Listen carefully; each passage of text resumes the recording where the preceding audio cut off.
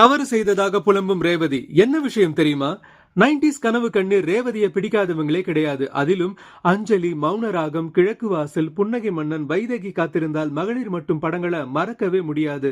இயக்குனரா மட்டும் இல்லாம director, dubbing artist, சமூக சேவைன்னு மல்டி டாஸ்கிங் பண்ற இவங்க கடந்த 1988 ஒளிப்பதிவாளர் சுரேஷ் மேனனை காதல் திருமணம் செய்துகிட்டாங்க. கருத்து வேறுபாடு காரணமா கடந்த 2002 இருந்து பிரிஞ்சு வாழ்ந்த இவங்க 2013 முறைப்படி டைவர்ஸ் வாங்கி பிரிஞ்சாங்க. இப்ப பாலிவுட்ல மிகப்பெரிய இயக்குனரா மாறி போன ரேவதியோட குட் வைஃப் வெப் சீரிஸ் ரசிகர்களை ரொம்பவே இம்ப்ரெஸ் பண்ணியிருக்கு. இந்த நிலையில ஒரு இன்டர்வியூல பேசின ரேவதி தான் செய்த மிகப்பெரிய தவறை பத்தி பேசியிருக்காங்க. அதாவது, சினிமாவில் எனக்கு எந்த வருத்தமோ குறையோ கிடையாது, ஆனாலும் தனிப்பட்ட வாழ்க்கையில ஒரு பெரிய வருத்தம் இருக்கு. சரியான வயசுல நான் கல்யாணம் செய்துக்காததுதான். நான் அந்த வயசுல கல்யாணம் பண்ணியிருக்க கூடாது. இன்னும் 4 வருஷம் கழிச்சு கல்யாணம் செய்திருக்கணும்னு பேசியிருக்காங்க. இப்ப 59 வயசாகிற ரேவதி ஸ்டைலிஷ் லுக்ல